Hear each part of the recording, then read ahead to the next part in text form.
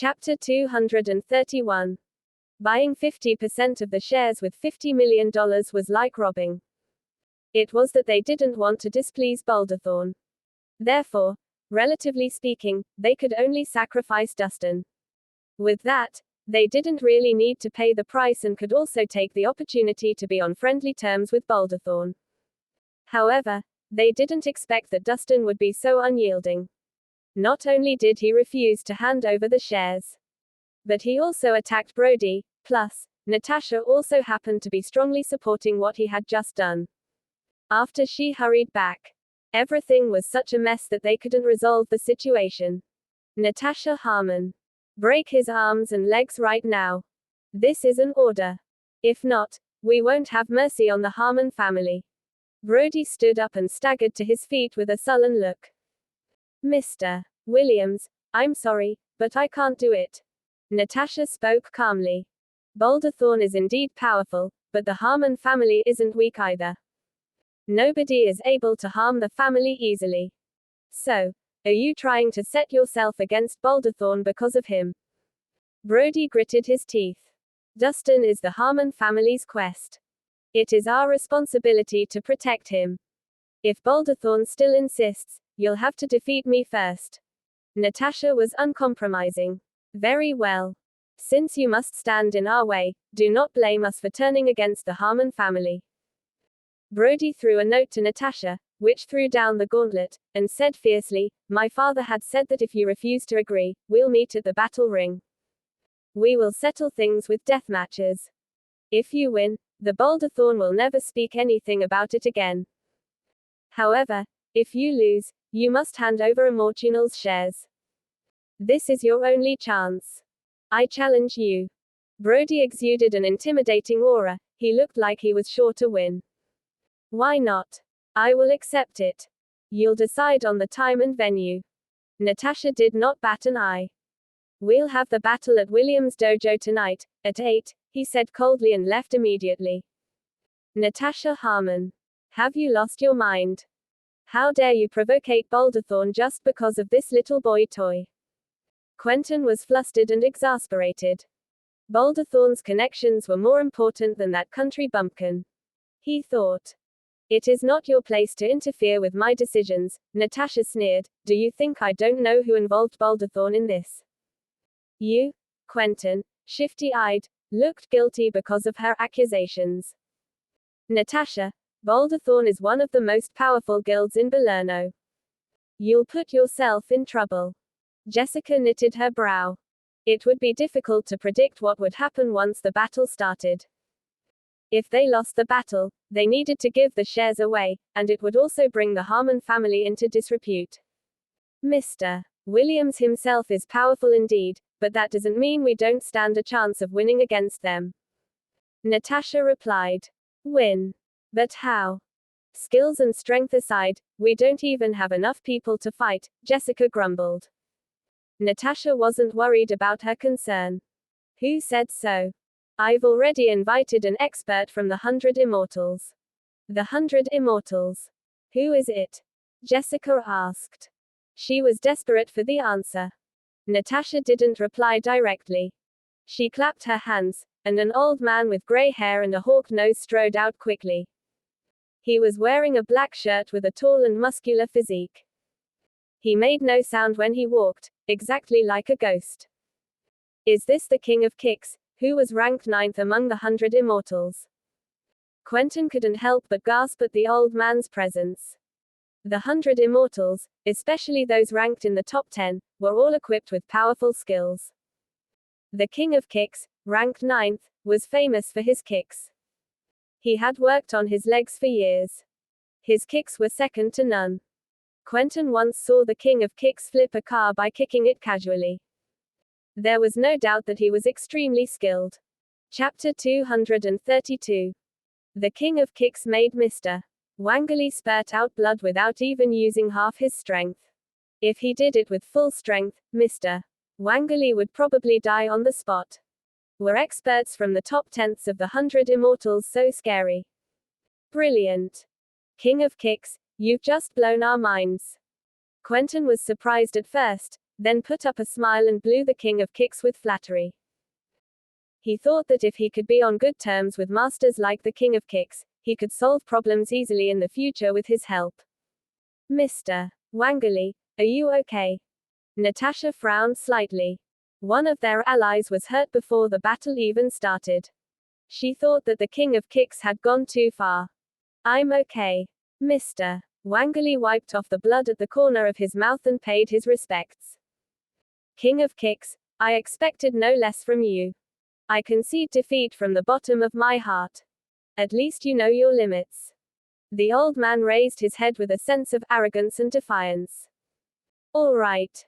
Everyone, time to go back and prepare. We cannot afford to lose tonight's battle. Everyone left right after Natasha gave the order. As Boulderthorn intentionally spread the news of the battle. William's dojo was already crowded with people at 7 p.m. Everyone interested in martial arts came to watch the battle. People were dueling at the battle ring before it started. They were excited about the battle. Dustin and Ruth were the first to enter the dojo. They sat and waited at the seats. Rhys, why are you here? Dustin heard a familiar voice beside him. He turned and saw Julie approaching him with a crowd of young people. You're here. Why can't I? Dustin said calmly. Julie, who is this? A muscular man beside Joel asked. Otto, this is my ex-cousin-in-law. My cousin dumped him since he's useless. Julie demeaned Dustin intentionally. Oh, I see. Otto sized Dustin up and mocked, such slim arms and legs, what a sissy. No wonder no woman wants him. If I'm a sissy, are you a chimpanzee? Dustin asked coolly. Chimpanzee. Everyone was stunned by the statement and looked at Otto. He was a hairy man with tanned skin. He actually did look like a chimpanzee. However, they recovered from the thought quickly. Hey, what do you mean? Otto is such a line-looking man, he doesn't look like a chimpanzee at all. Do you know who he is? He's the kickboxing champion of our city. Show some respect. That's right. Look at your arms and legs. Otto could easily break them. The crowd clamored aggressively. Otto put on a gloomy face due to Dustin's comment. You savage. Stop being a smart mouth. Let's have a battle and fight like a man. I'm not interested in that, Dustin rejected without hesitation. Not interested. I bet you are afraid, Otto sneered. Don't worry. I won't be beating you to death since we can learn from each other from fighting. Dustin replied nothing. Julia mocked, Rhys, aren't you cocky? Why are you afraid of Otto? You don't even dare to fight with him. I can just fight with one of my hands if you are afraid. Or only with my legs, if you like. How is it? I dare you. Otto provoked. Such a coward. He doesn't dare to fight with Otto even if he's only fighting with his legs. Definitely. What a shame to us men. Why don't you just be a woman? The crowd of young people laughed as if they had just listened to a hilarious joke. Chapter 233. Dustin was speechless by the clamoring crowd. Where did these psychopaths come from? He thought. They looked like they had just gone insane and were howling and shouting non-stop, like dogs. Hey, enough. Ruth, who was sitting beside them, couldn't stand it anymore. Gosh, there's a beauty here. Otto's eyes lit up with a burning desire. Her outstanding figure and visuals attracted him. Hey beautiful, you should break up with such a coward. He'll probably be busy saving his own life when you're in danger, Otto taunted. Exactly. You should find a boyfriend like Otto. Look at his muscles. It'll make you feel secure. The crowd jeered. He's so tanned and ugly. Why would a woman like a man like him? Ruth snorted with a contemptuous look. Hey, what nonsense are you talking, you little bitch? Watch your mouth. Damn it. I'll probably beat you up if you are not a woman. The crowd grew angry after listening to what she had said. Enough. Don't bother her. She's just a woman. We should act like gentlemen. Otto held his hand up to stop them from arguing, acting like a gentleman. He didn't want to lose his manners in front of a beauty like Ruth. Dustin, I thought you were hiding your light under a bushel. It turns out that you are a good for nothing after all. You're such a wimp. You only dare to pick up a fight with people weaker than you and even rely on women to protect you. There's no doubt why Dahlia had to dump you.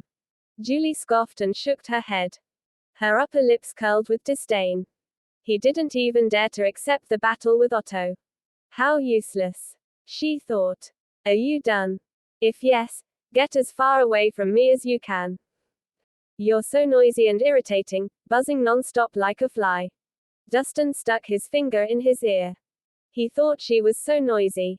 You. Joel gritted her teeth. Her face flushed. She glanced at Otto and acted coquettishly toward him. Otto, have you heard what he had just said? He said I am a fly. How could he? Insolence. How dare you say something like that to my girl?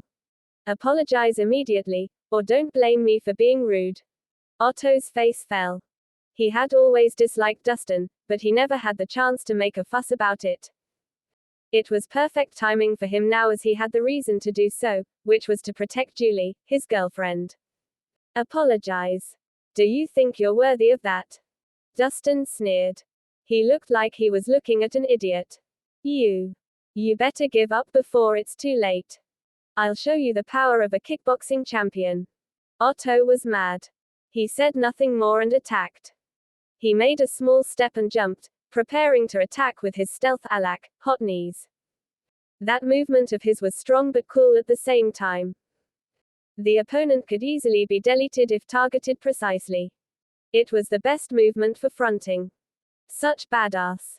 Otto. Did you see that? This is Otto's masterstroke. He's unstoppable.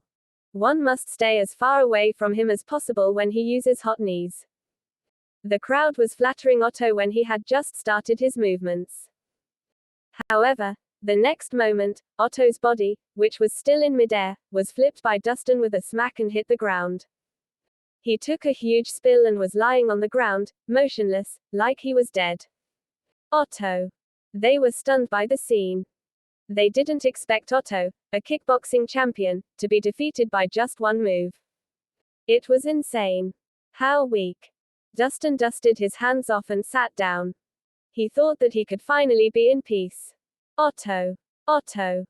The crowd of young people quickly helped Otto up after they realized what had happened. They tried waking him up by slapping and pinching him. Chapter 234. After struggling for a while, Otto gradually regained consciousness. Since he'd fallen face first, he had lost his front teeth, contributing even further to his disheveled appearance. What happened? He shook his head, confusion lining his features. He remembered the surge of power he felt as he reveled in his mastery barely seconds ago before weakness seized him, and he found himself lying on the floor. Otto, you were knocked out by that guy just now. Julie told him, her expression strange. She'd initially thought Otto would be able to defend her contrary to her beliefs. The first punch found him sprawled on the floor, unconscious the next instant. Knocked out. Otto was slightly taken aback. He touched his throbbing face, an argument bursting forth. Fuck that. I must have slipped and lost my balance. That brat would never have been able to hurt me otherwise. His declaration elicited a flurry of nods through the crowd. That's right. With Otto's strength, it would have been beyond effortless for him to take that guy down. If it hadn't been for a moment of carelessness on his part, how else could that guy manage to sneak in an attack? Exactly. Otto must have been careless and didn't dodge it on time. Otto's strength and skills were common knowledge among them all. After more than a decade of professional kickboxing training and championship titles under his belt, his capabilities were unquestionable. If it hadn't been for him underestimating the opponent, he would never have been taken down in just one move. Oh. Just admit that you lost and move on. What's the use in trying to make all sorts of excuses for yourself? With your mediocre martial arts skills, you wouldn't even be able to hold your own against Dustin even if he only used one hand. Ruth rolled her eyes. She'd never seen anyone so shameless. His defiance and feigned bravado despite having been taken down squarely by the opponent irked her to no end. Hey. Don't talk to me like that. Otto glared in response. People make mistakes. Hell, even the strongest horses stumble. You think that little brat is impressive. You think he's better than me. Fine. Let him fight me again fair and square. I, for one, am interested in seeing what he's capable of. What he said. If you have the guts, let Rhys fight Otto in the battle ring and see who's the real man. Julie and the others chimed in. At the end of the day, all of them were convinced that Dustin had only won out of sheer luck. When it came to strength and pure skill, Otto reigned superior. What? Do you not have the guts to face me like a man? The longer Dustin remained silent, the more arrogant Otto became. I knew it. That brat had always been all talk and no show. He would never be able to stand up to the challenge. He only knows how to attack when someone's back is turned. He's evidently too much of a coward to fight head on. Guess that's the most people like him can ever achieve anyway.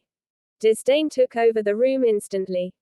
Any surprise they'd initially felt was soon replaced by contempt. To them, Dustin's reluctance to rise to Otto's challenge was the greatest sign of his quilt. Look! The Harmons are here! Someone exclaimed out of nowhere. The rest of them followed the direction of the gaze, only to behold a group led by Natasha entering from the passageway on the left.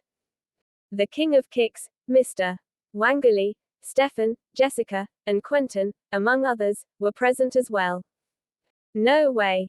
I didn't think they'd bring Mr. Chapman along today. Now that they did, they must be determined to win. Otto's face was a picture of surprise when he caught sight of Stefan in the crowd. Who's Mr. Chapman? Is he a good fighter? Julie asked tentatively. He is much more than that, Otto began. Mr. Chapman is the best of the best. He's one of the best among the 100 Immortals skill-wise. It's hard to find someone in Swinton who can rival his abilities. The best among the 100 Immortals. No wonder his aura stands out. The way he carries himself is truly remarkable. A group of disciples watched Stefan make his entrance fervently, their eyes gleaming with respect. After all, anyone who could make it into the 100 Immortals demanded every shred of respect they could possibly offer. Otto, do you know Mr. Chapman? Julie asked with interest.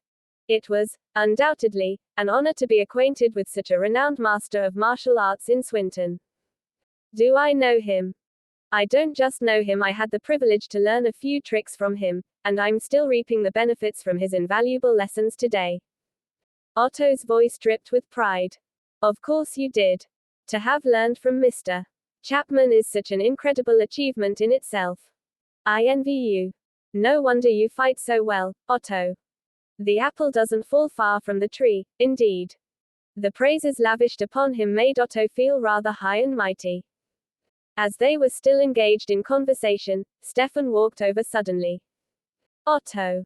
Here comes Mr. Chapman. He seems to be walking toward you. Julie said with excitement. Quick. Prepare to welcome Mr. Chapman properly. Otto's face lit up. He adjusted his clothes hastily and went up to Stefan with the rest of his followers.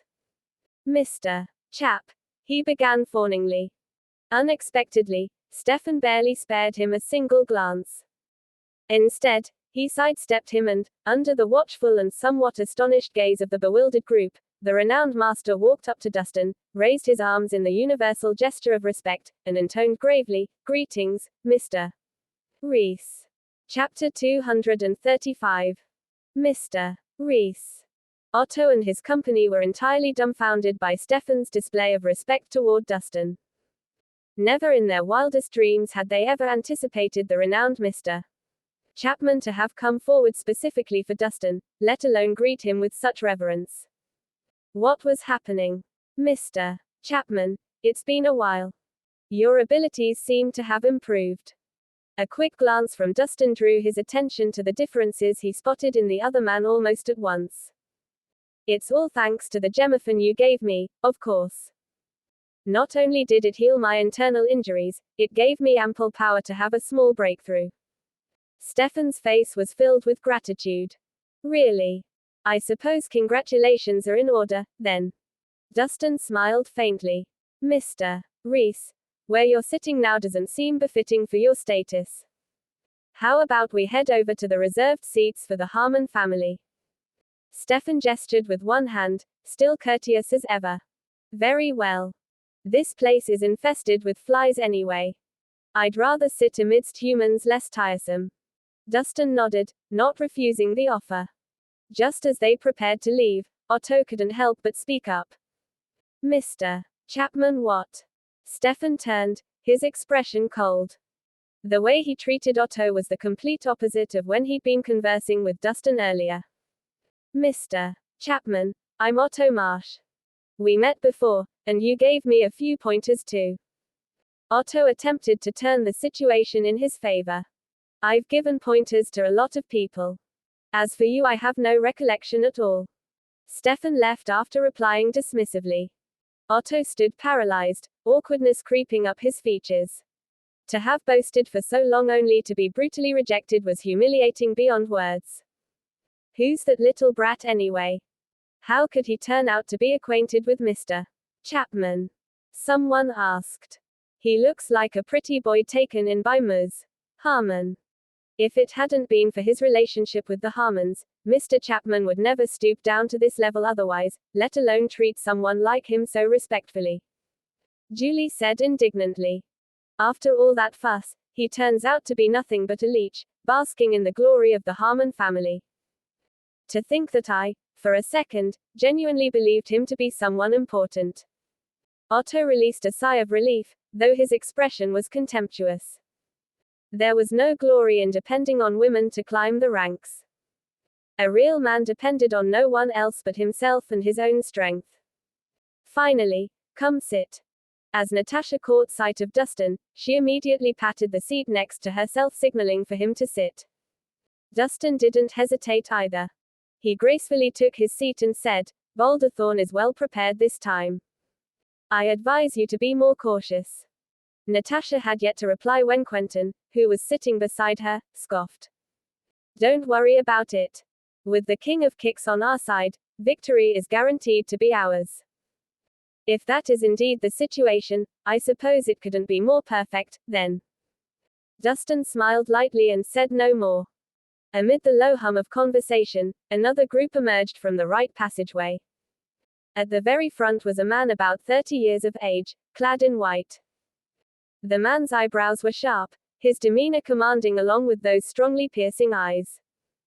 The crowd parted around him easily, allowing his presence to stand out with minimal effort. This man was the principal disciple of Mr.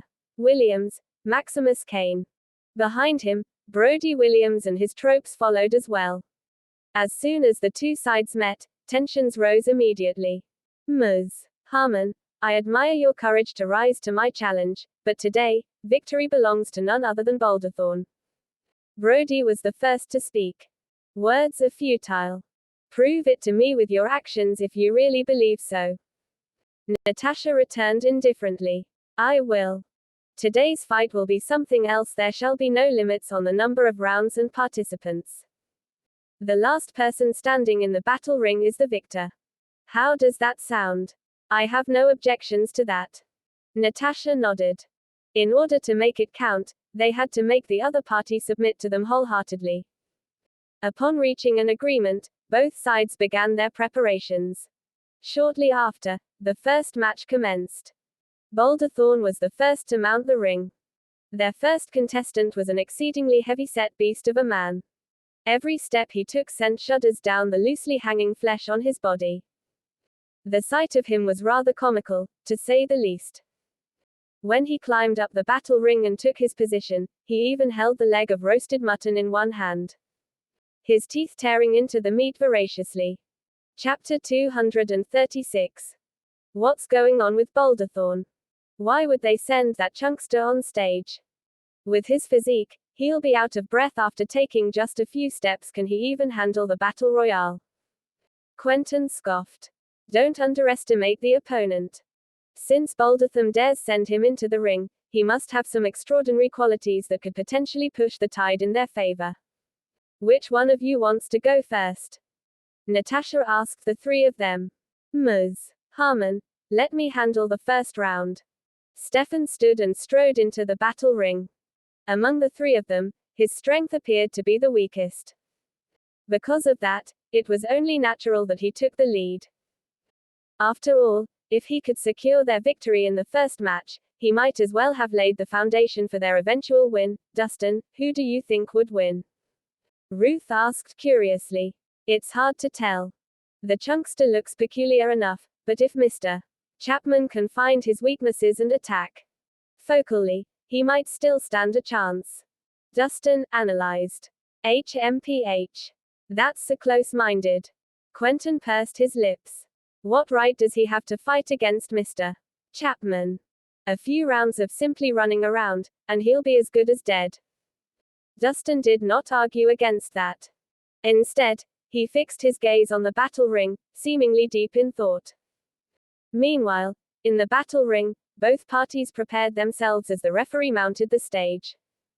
There are no rules in this ring. Live or die, that's on you. Surrendering, severe injuries, death, or being thrown out of the ring will result in a loss of said round. Do the both of you understand? The referee threw his hands down as soon as the two contestants nodded. Let the games begin. With a frenzied shout, the atmosphere around the ring instantly surged to a new peak. I've long heard about the many talents cultivated under the lead of Mr. Williams. I'm honored to be able to witness them with my own eyes today.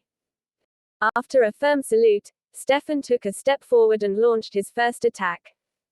The strategy he elected was to take control of the fight and exhaust his opponent. As the man's physique was beyond massive, his strength was apparent. Direct attacks were not a smart option if he wanted to last in the ring. To be on the safe side, he had to fully leverage the advantages of his lightweight body and the subsequent agoleness it inevitably brought him. Stefan inched closer toward his opponent but did not launch a frontal attack. Instead, he rounded to tee back of the chunkster and slapped him on the back. A crisp slap rang out, but the chunkster stood unmoving. Throughout his body, his flesh rippled and trembled shudderingly. The force brought down by Stefan's palm had been completely dissipated by the violent shudders of flesh, leaving the man completely unaffected by its magnitude. So, this is what it is then. Stefan's gaze narrowed, but he didn't stop. He delivered two more sharp, consecutive slaps, one to the chunkster's waist, the other to his back. Both of them landed on spots that should have been vulnerable had it not been for the protection of his voluminous flesh and body fat that shielded him from even remotely sensing the impact of Stefan's punches. Contrary to what Stefan expected, his opponent paid him no heed despite his efforts to garner his attention. From the start, he simply chewed on the roasted mutton leg he held in one hand, completely disregarding Stefan's presence.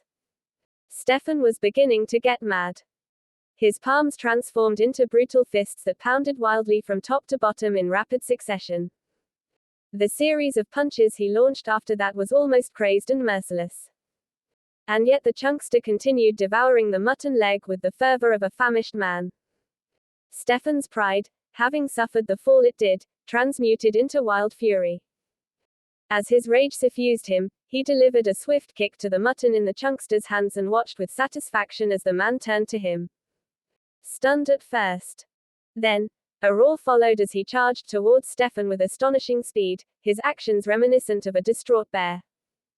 A moment of carelessness had him colliding head-on with the chunkster's advance, his body airbound the next moment and his gut churning. Mid-air, the chunkster's head struck him squarely in the chest, sending him flying even further, a mouthful of bright red blood spilling from his lips. Before he knew it, he was already on the ground, thrown out of the battle ring before he'd even gotten the chance to retaliate. Chapter 237. How could this happen? Mr. Chapman lost. Quentin's face was slack with shock as he beheld Stefan's injuries and the blood he was still coughing up as a result of the man's attack. He'd never anticipated the strength the chunkster had shown. Not even Mr. Chapman could rival that kind of power. Who is that chunkster? Not even Mr. Chapman could break through his defenses. Natasha's face grew serious. She was well aware of the extent of Stefan's capabilities.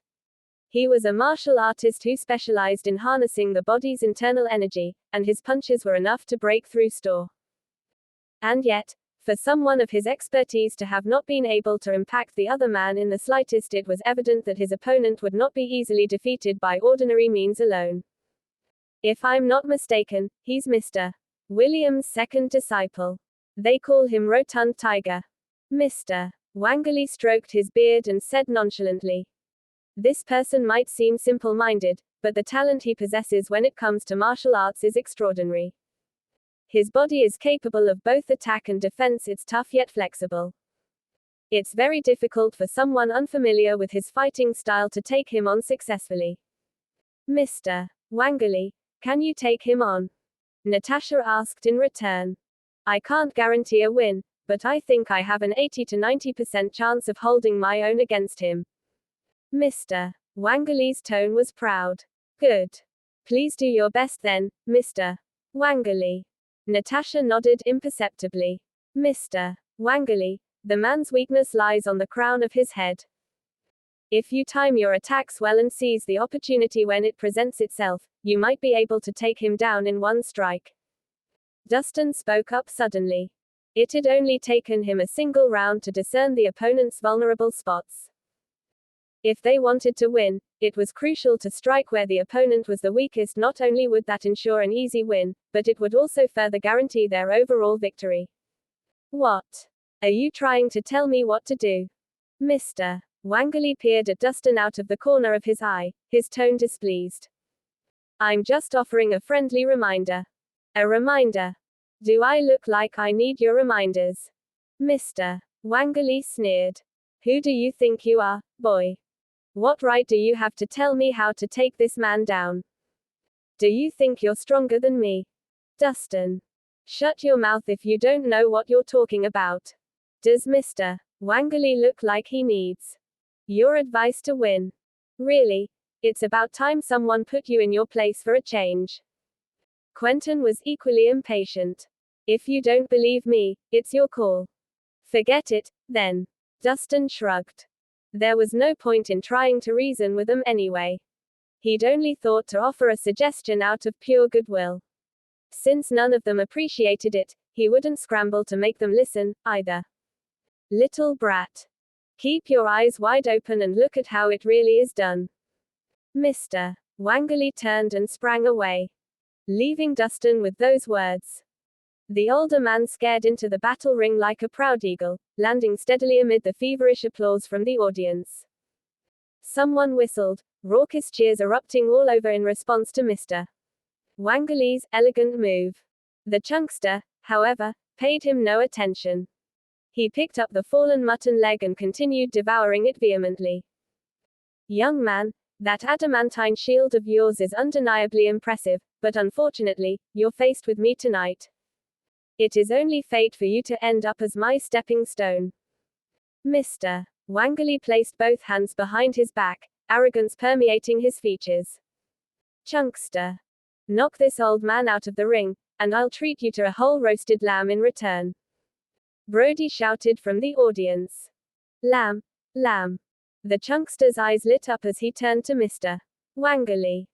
At present, it was not a renowned fighter who stood before him but the promise of a fragrant, whole roasted lamb. "Defeat you eat lamb." He struggled to utter a few words from his limited vocabulary before launching his first attack. With a stomp, the chunkster charged toward Mr. Wangley like the sputtering engine of a car, violently aiming for a collision. Ineffectual amateur. Mr. Wangley flexed his soles and sprang, landing not a moment later on the chunkster's back. Then, without pausing, he extended his fingers and struck the pressure points present on the chunkster's back relentlessly. The chunkster stumbled along with Mr. Wangley's momentum. He swayed, seconds away from losing his balance.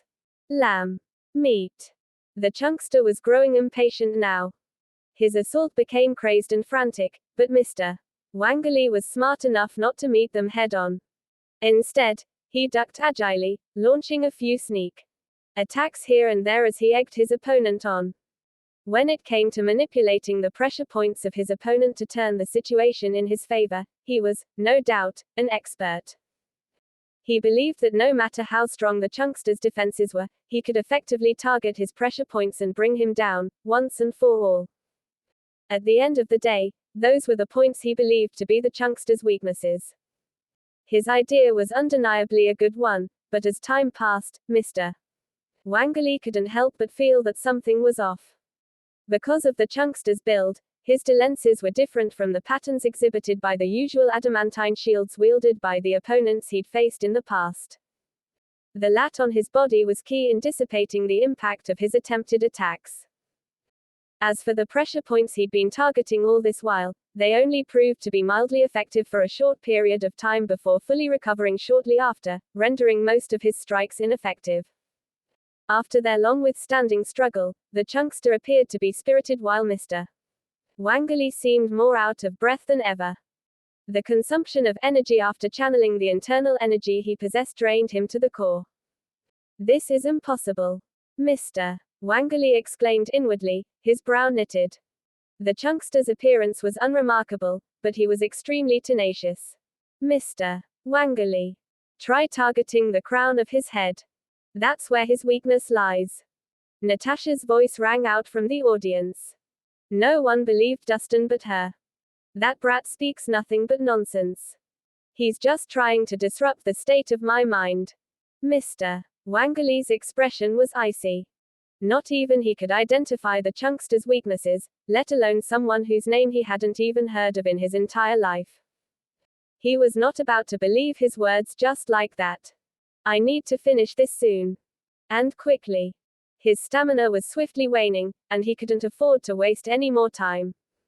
Mr. Wangley threw himself forward boldly, targeting a punch toward the chunkster's throat.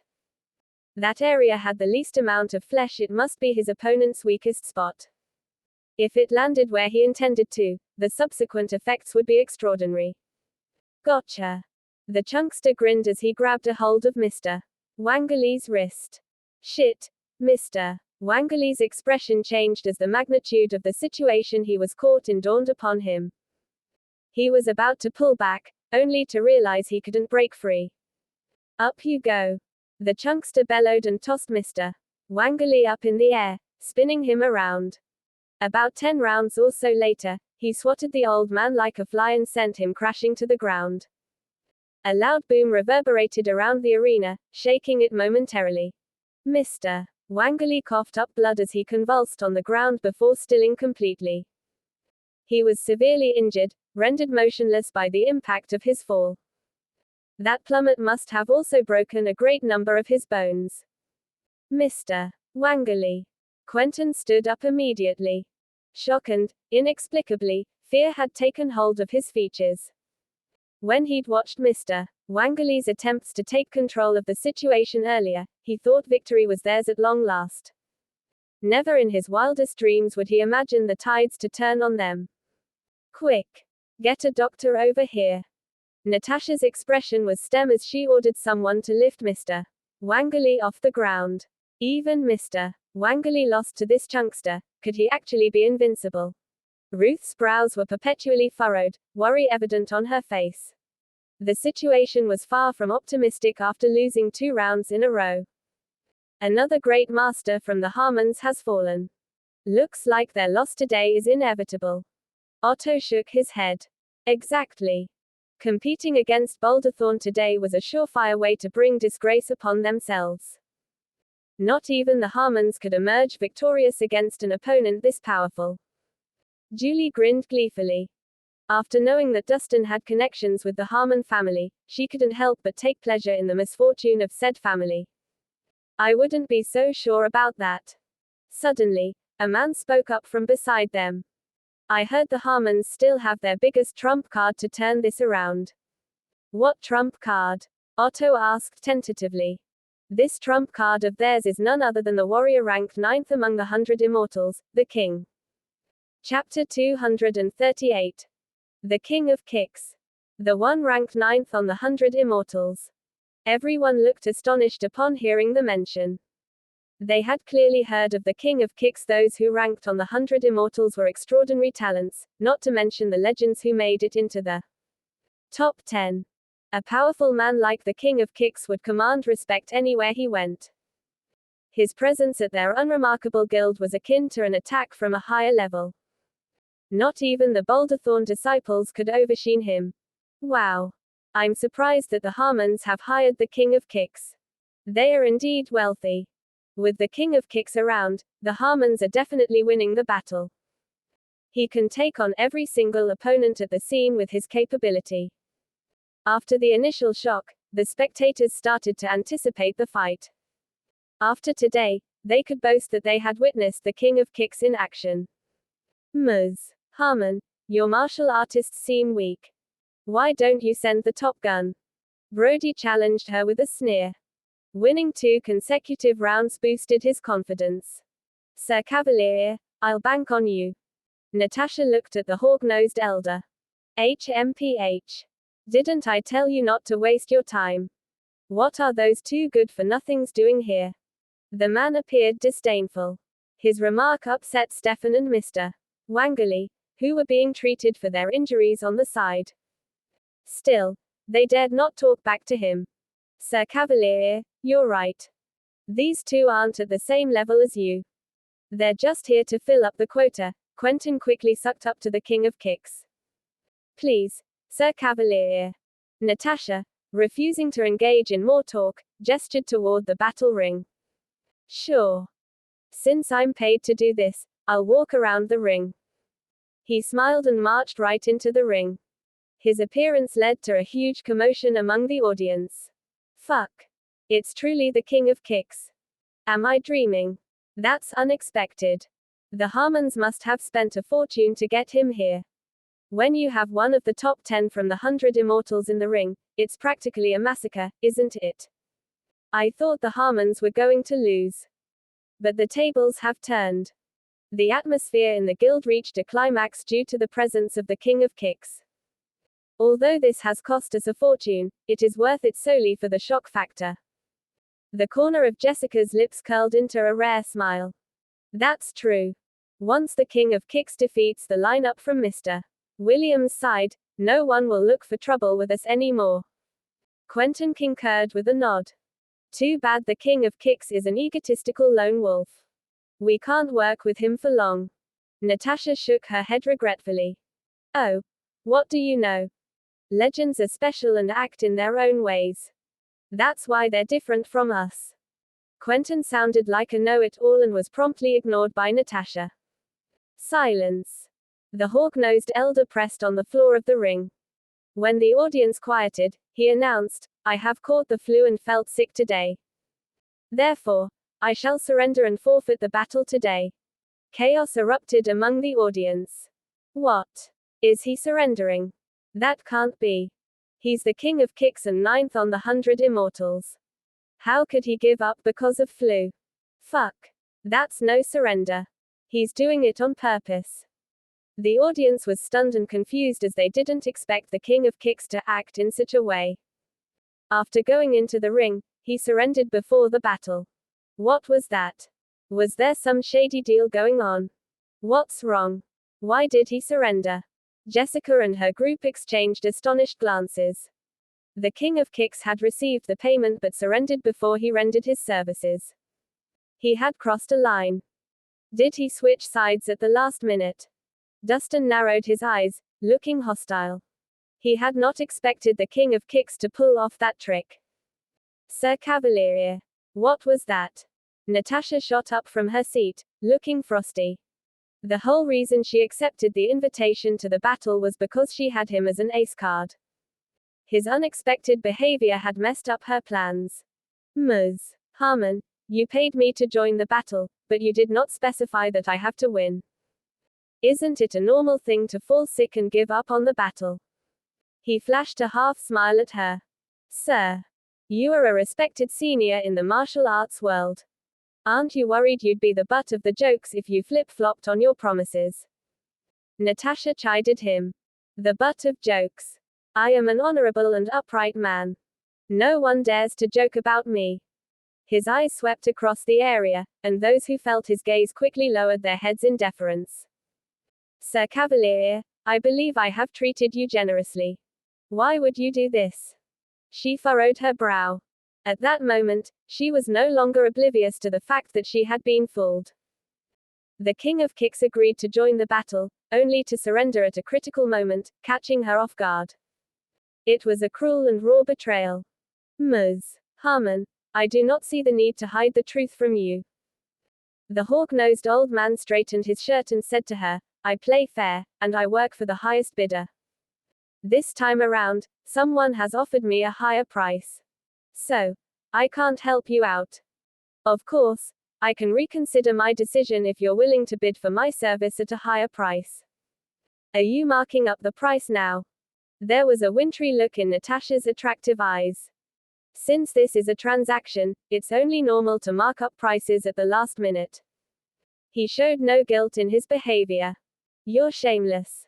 She sneered, feeling aghast at the rotten character of the King of Kicks she had painstakingly hired. Ms. Harmon, if you refuse to offer a higher price, I shall leave the ring. He looked like he was about to leave. Wait. We'll do it. Jessica's face fell apart, and she immediately stopped him. If the King of Kicks surrendered, the Harmons would lose the battle without a doubt. They had to accept the fact, even if he had demanded more money at the 11th hour.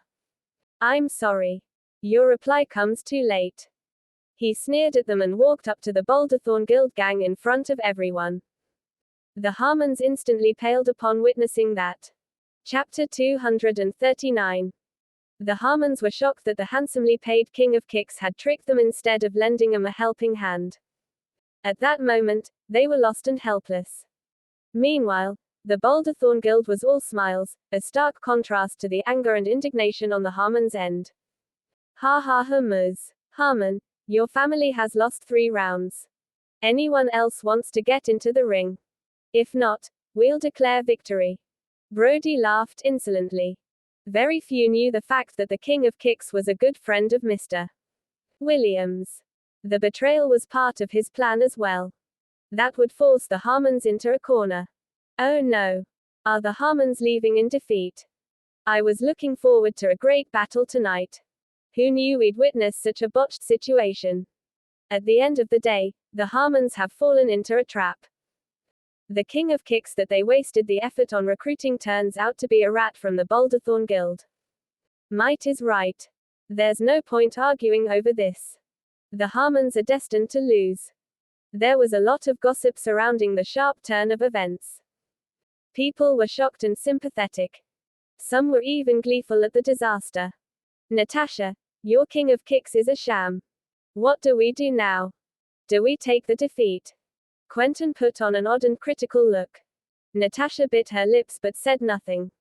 The situation had unfolded beyond her control, and she wondered if there was anyone who could save the day. Ms. Harmon, is anyone from your side going into the ring? Just admit defeat if you have no one else to send. Stop wasting time, Brody challenged her again. Yeah. Just admit defeat. Don't waste our time. Those from the Boulderthorn Guild chanted, and the Harmons had nothing to say in return, only upset looks on their faces. I'll go.